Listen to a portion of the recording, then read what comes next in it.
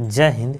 सहसंयोजक बंधन क्या है और इसके यह कितने प्रकार के होते हैं, इसके बारे में हम लोग इस वीडियो में समझते हैं। इसके पहले वाले वीडियो में हम लोग सहसंयोजक बंधन किसे कहते हैं, आयनिक बंधन किसे, उसको देख चुके हैं। फिर से हम सहसंयोजक बंधन को एक बार फिर हम देखते हैं। तो आइए देखते हैं सहसंयोजक बंधन एक कोवैलेंट बॉन्ड क्या है।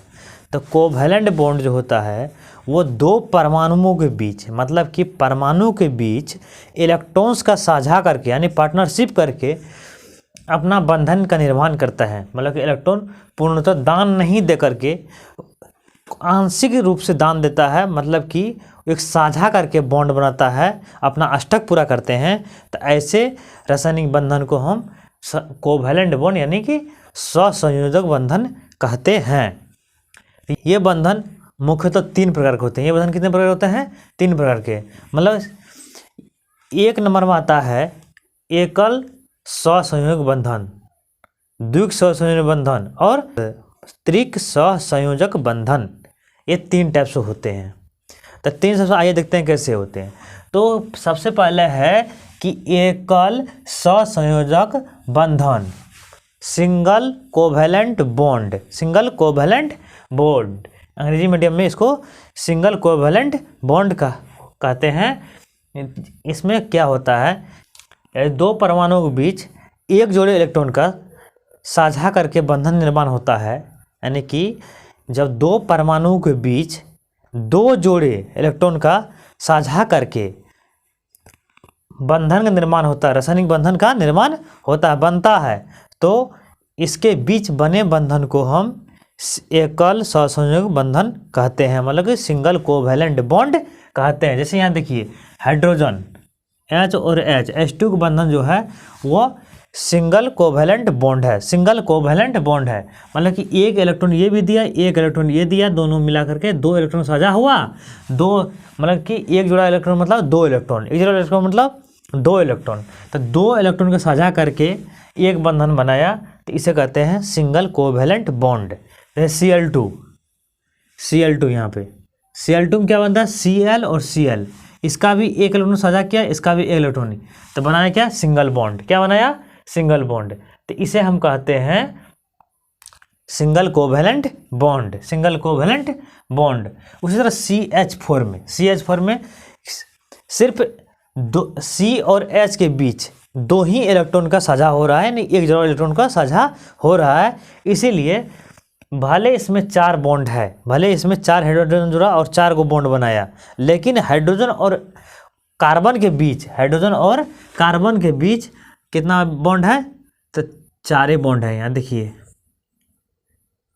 CH, यहाँ H, यहाँ भी H, यहाँ भी H, मतलब कि सभी जगह इसका कार्बन और हाइड्रोजन के बीच सिंगल बॉन्ड ही है। आइए दूसरा देखते हैं, double covalent bond. Double covalent bond द्विक संयोजक बंधन। तो इसमें क्या होता है, सिंगल कोवैलेंट बॉन्ड में एक जोड़े इलेक्ट्रॉन का साझा होता था। इसमें द्विक संयोजक बंधन में दो जोड़े इलेक्ट्रॉन का साझा होगा। मतलब कि दो परमाणुओं के बीच दो जोड़े इलेक्ट्रॉन को जब साझा होता है तो इसमें डबल बॉन्ड बनते हैं। एक जोड़ा इलेक्ट्रॉन साझा होने पर सिंगल बॉन्ड, दो जोड़े इलेक्ट्रॉन का साझा होने पर डबल बॉन्ड बनता है।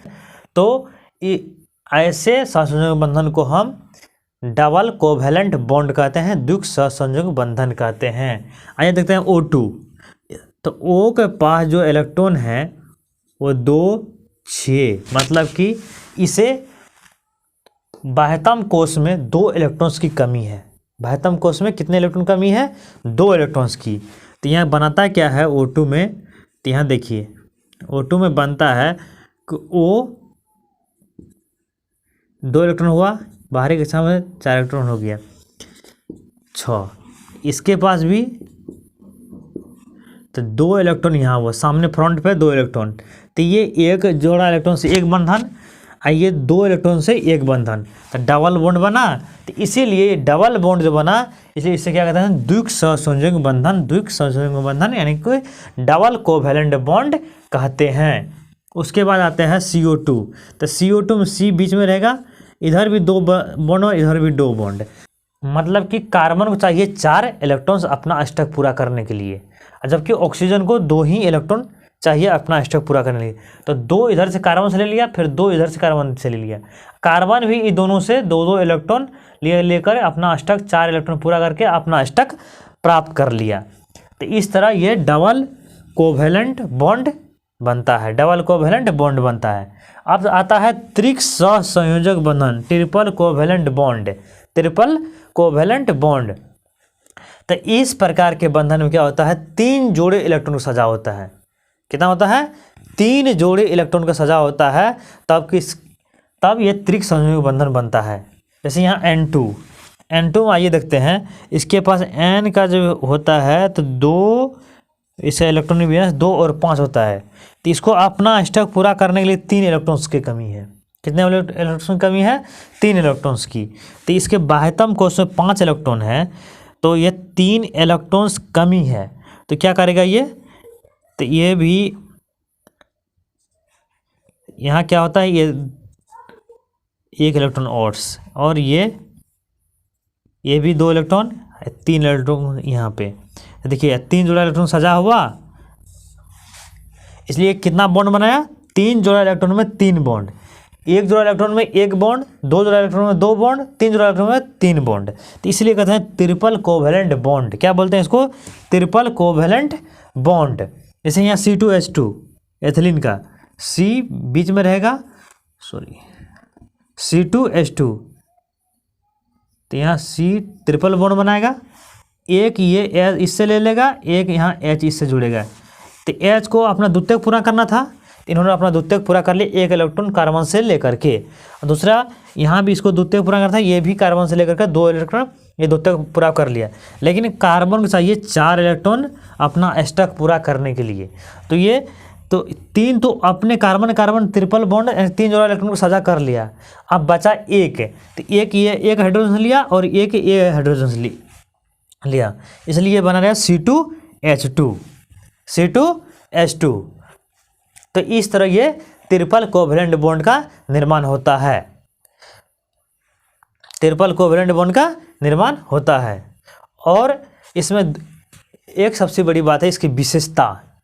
तो ये इस मतलब कि सहसंयोजक कोवेलेंट जो है, कोवेलेंट बॉन्ड यानी कि आयनिक बॉन्ड से कमज़ोर होते हैं। कोवेलेंट बॉन्ड जो है, कोवेलेंट बॉन्ड जो है आयनिक बॉन्ड से कमज़ोर होते हैं।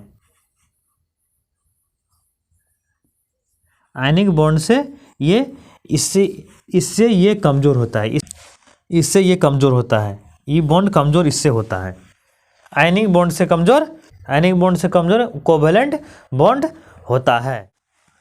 दूसरी सबसे बड़ी बात इसमें होता है, ये कोवेलेंट बॉन्ड जो होता है, कोवेलेंट बॉन्ड जो होता है वह उदासीन अणुओं से मिलकर बनी होती है। किससे मिलकर बनी होती है, उदासीन अणु से।